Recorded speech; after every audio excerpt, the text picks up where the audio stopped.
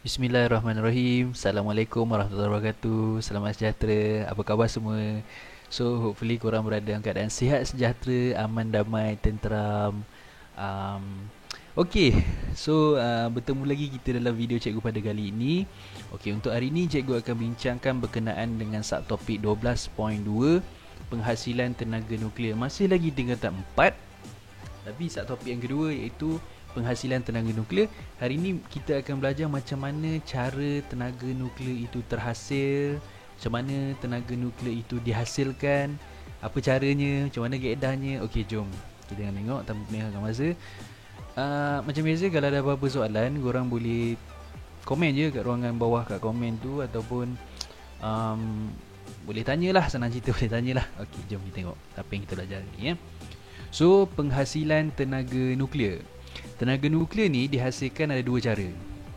Satu kita panggil dia pembelahan nukleus, dan satu lagi kita panggil pelakuran nukleus. Ingat, dalam kepala ingat, remember, ada dua cara macam mana tenaga nuklear ini dihasilkan. Yang pertama, pembelahan nukleus. Yang kedua, pelakuran nukleus.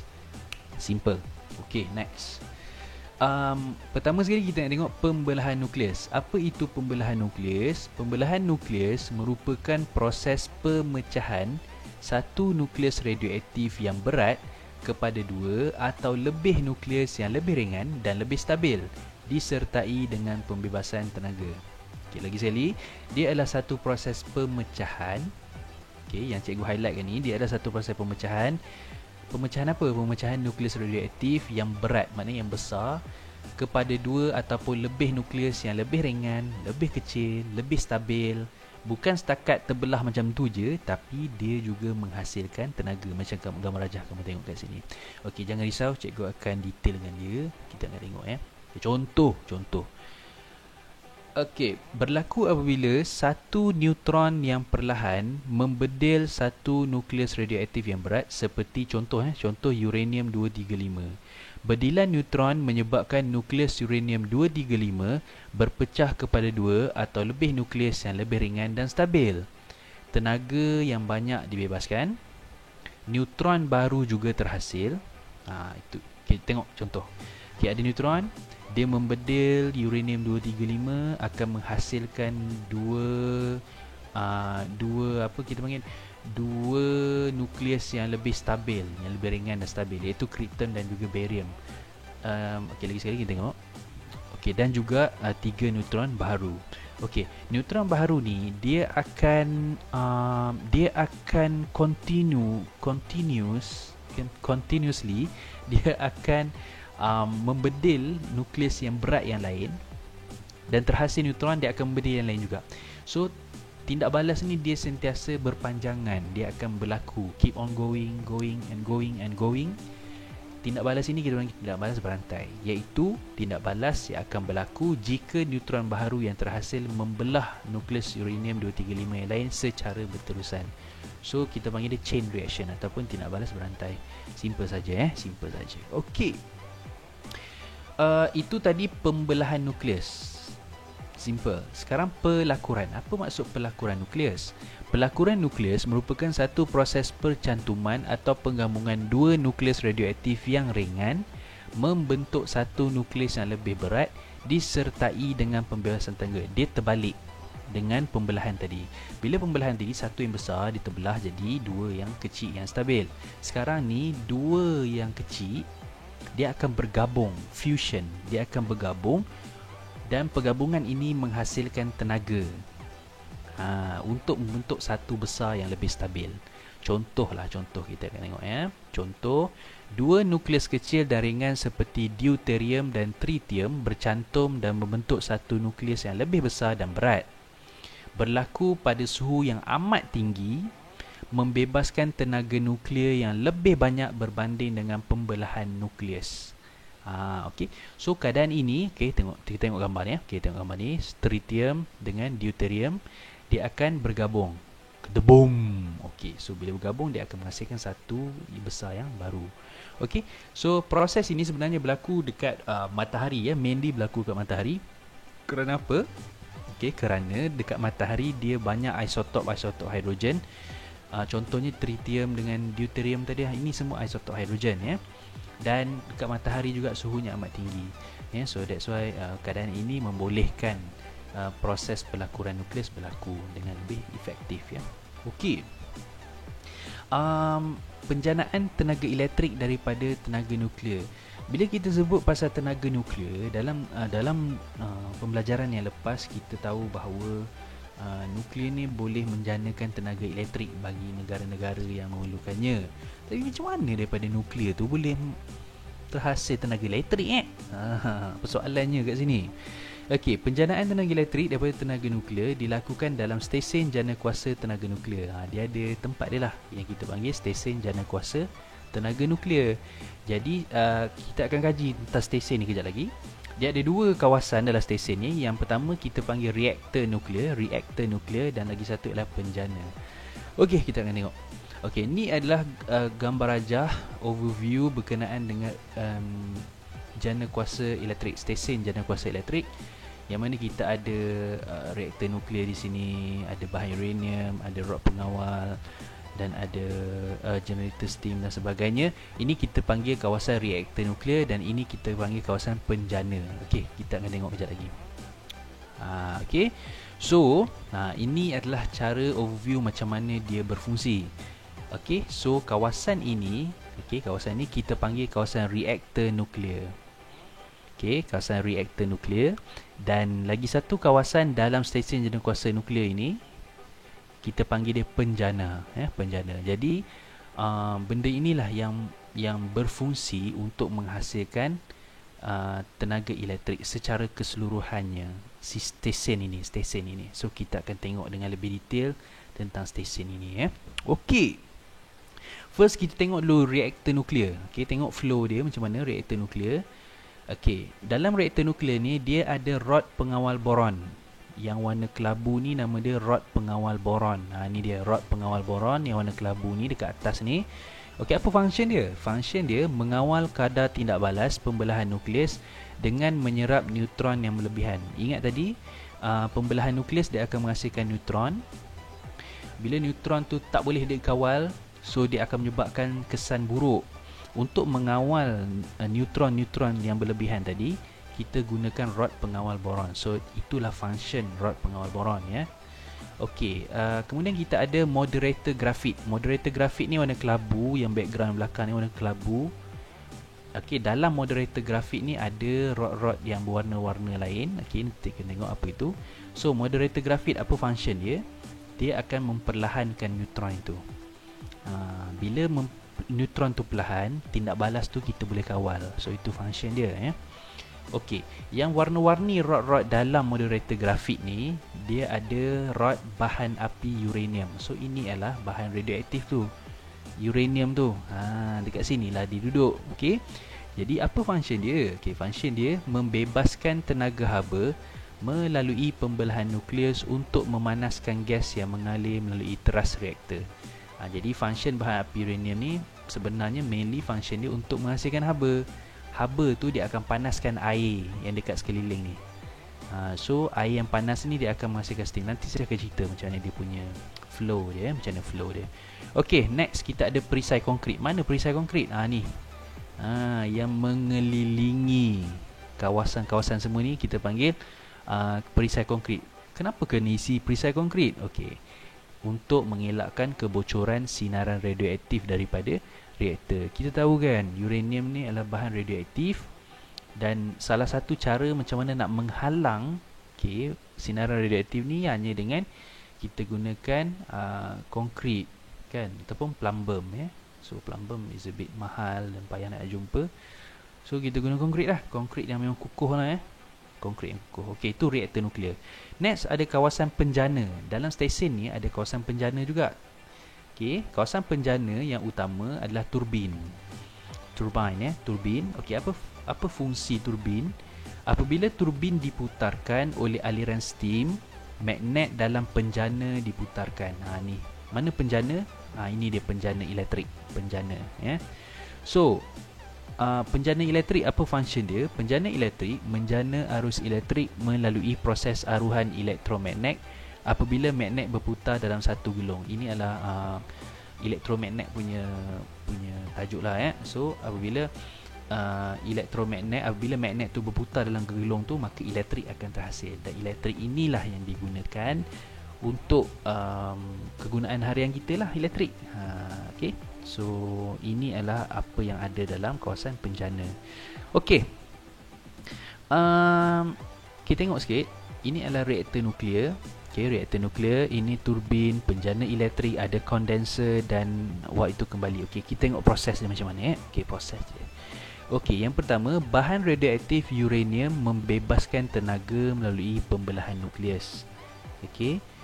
Kemudian, tenaga haba memanaskan air di dalam reaktor sehingga mendidih. Ketiga, ejen penyejuk menyerap haba daripada air yang mendidih di dalam reaktor dan menghasilkan gas panas ataupun steam yang akan memutarkan turbin. Keempat, turbin yang berputar akan menyebabkan penjana elektrik menjanakan arus elektrik melalui aruhan elektromagnet. Dan seterusnya, steam yang terhasil akan terkondensasi menjadi cecair di kondenser dan kemudian kembali menyejukkan reaktor nuklear. Jadi ini adalah beberapa step yang mana elektrik boleh dihasilkan daripada pembelahan nukleus. Nukleus apa? Nukleus uranium tadi. So ini adalah function ataupun kegunaan tenaga nuklear. Okey. Ini dia. Ini adalah neutron yang terhasil berlebihan. Ini adalah rod pengawal boron. Okey, dia akan menyerap elektron yang berlebihan ya. Ini dia, menyerap elektron yang berlebihan untuk mengawal tindak balas. Apabila salah satu daripada orang kata komponen-komponen ni rosak, dia akan menyebabkan reaktor menjadi panas. Okey, ni reaktor ni menjadi panas, tindak balas sangat cepat dan dia menjadi panas. Dan bila terlampau panas, ini menyebabkan letupan di stesen janakuasa elektrik. So ini adalah benda yang paling ditakuti dalam stesen janakuasa elektrik inilah, menggunakan tenaga nuklear sebab kemalangan-kemalangan macam ni lah yang paling ditakuti lah. Okay, so be careful ketika mengendalikan bahan-bahan ni kalau menjadi engineer nanti lah So ada ke reaktor nuklear dekat Malaysia? Persoalannya ada ke reaktor nuklear dekat Malaysia? Jangan tak tahu ada reaktor nuklear dekat Malaysia. Okay, nama dia reaktor Triga Puspati. Reaktor Triga Puspati ataupun RTP. Okey, Malaysia memiliki sebuah reaktor nuklear berkuasa 1 megawatt milik Agensi Nuklear Malaysia yang mula beroperasi pada 28 Jun 1982. Namun begitu reaktor ini hanya untuk tujuan latihan je, untuk tujuan latihan, penyelidikan dan penghasilan radioisotop saja. So bukan untuk menghasilkan tenaga elektrik, but then hanya untuk tujuan latihan, pendidikan dan penghasilan radioisotop je milik Agensi Nuklear Malaysia. So sebenarnya kalau Malaysia nak menghasilkan ataupun nak kita kata nak menghasilkan tenaga elektrik menggunakan sumber tenaga nuklear, sebenarnya dia kena ada satu reaktor yang boleh menghasilkan tenaga elektrik sebanyak 1000 megawatt. Bila ada stesen janakuasa yang boleh menghasilkan 1000 megawatt, barulah boleh menghasilkan tenaga elektrik dengan bersumberkan tenaga nuklear. Sebab kalau tak, memang tak berbaloi. Sebab tenaga nuklear ni memang tak ada di Malaysia, susah nak dijumpai. So setakat ni yang paling efisien kita guna hidroelektrik. Hidroelektrik, guna tenaga angin, guna solar dan sebagainya, yang macam kamu belajar dalam bab 4 tapi untuk menggunakan nuklear, untuk kita ini beberapa faktor lah So untuk kita kata macam untuk menjimatkan kos, untuk kita panggil win-win situation, kita pun tak rugi. So nak tak nak, kalau nak guna tenaga nuklear, mesti menghasilkan tenaga 1000 megawatt untuk menjanakan elektrik barulah boleh kita guna tenaga nuklear kalau boleh menghasilkan banyak tu ya. Okey. Next. Penggunaan tenaga nuklear bagi negara yang menggunakannya. Okey, contoh negara yang menggunakannya, ingat lagi? Kita ada China, Slovakia, Amerika Syarikat, kita ada Rusia, Perancis dan sebagainya. Apa sebab mereka guna? Yang pertama, sebab mereka guna tenaga nuklear kerana kurang sumber tenaga lain. Kebanyakan negara yang menggunakan tenaga nuklear kurang sumber tenaga lain seperti arang batu dan petroleum. Jadi, untuk import arang batu dan petroleum ni, dia memerlukan kos yang lebih tinggi. Why not guna tenaga nuklear yang memang dah ada kat negara tu, daripada you import petroleum, arang batu yang mahal daripada negara lain, guna je nuklear. So that's why dia guna nuklear instead of guna petroleum dan arang batu. Itu faktor yang pertama. Faktor yang kedua, disebabkan oleh keluasan negara yang besar serta kepadatan penduduk yang tinggi. Contoh negara besar yang mempunyai kepadatan penduduk yang tinggi seperti negara China menggunakan tenaga nuklear untuk menghasilkan tenaga elektrik. Dan tenaga dan kuasa daripada tenaga nuklear yang dihasilkan cukup besar sehingga mampu untuk menjanakan elektrik ke seluruh negara mereka. Disebabkan kepadatan penduduk yang tinggi, dan nuklear ni adalah satu tenaga yang efisien untuk menghasilkan haba yang cukup banyak, di mana bila cukup banyak, dia boleh menghasilkan elektrik itu untuk for the whole negara tu. Kebanyakannya memang banyak dan besar. So instead of guna sikit-sikit, why not you guna terus nuklear, dapat banyak elektrik, okay, dan boleh jimat dah kat situ ya. Boleh jimat lah.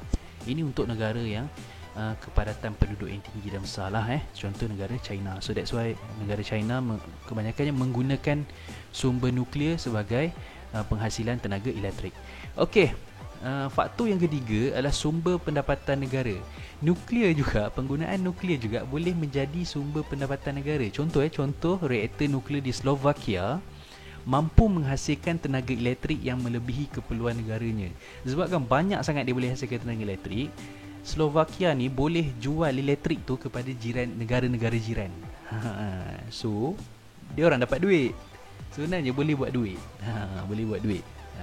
So itu negara Slovakia, contoh negara Slovakia sebagai sumber pendapatan negara. Dan sebenarnya dengan adanya tenaga nuklear ni, okey, sesebuah negara tu boleh, orang kata, boleh memperoleh teknologi yang canggih. Contoh negara Amerika Syarikat Negara Amerika Syarikat dia ada satu makmal kita panggil makmal National Argon. Makmal National Argon ni di Amerika Syarikat, dia membuat kajian dan pembangunan tentang nuklear, tentang macam mana cara untuk menghasilkan orang kata keselamatan nuklear yang lebih tinggi, macam mana nak mengurangkan risiko akibat daripada kemalangan nuklear. Jadi teknologi dia dah bertambah canggih hasil daripada penggunaan tenaga nuklear oleh negara Amerika Syarikat. Dan ini antara makmal yang pertama lah di Amerika Syarikat, makmal National Argon So daripada makmal ni lah banyaknya terhasilnya kata inovasi dan teknologi canggih berkenaan dengan yang berkaitan dengan tenaga nuklear. Okey, so dalam 12.2 setakat tu saja kamu yang belajar. Simple, dah habis. Okey. So kita ulang kaji ulang kaji. Soalan ulang kaji pertama, nyatakan dua cara bagaimana tenaga nuklear dihasilkan. Simple saja, macam mana tenaga nuklear dihasilkan. Ada dua cara. Jawapan dia melalui pembelahan nukleus dan pelakuran nukleus.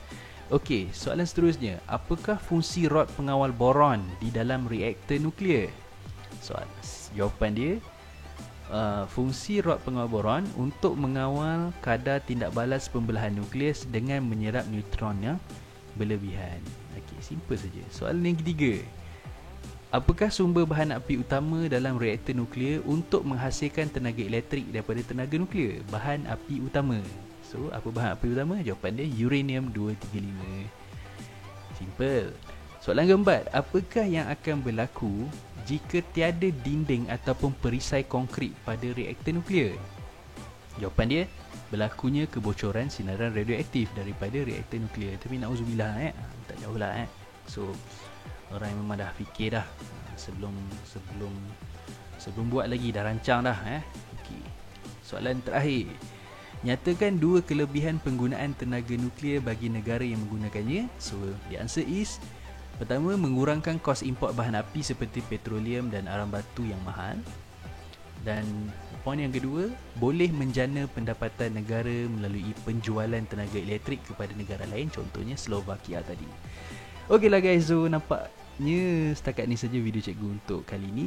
So kalau tak faham, boleh ulang tonton berkali-kali macam biasa, dan boleh share dan like serta subscribe channel cikgu. Boleh share dengan kawan kalau suka. Salam sayang untuk cikgu daripada cikgu. Terima kasih. Assalamualaikum. Bye bye.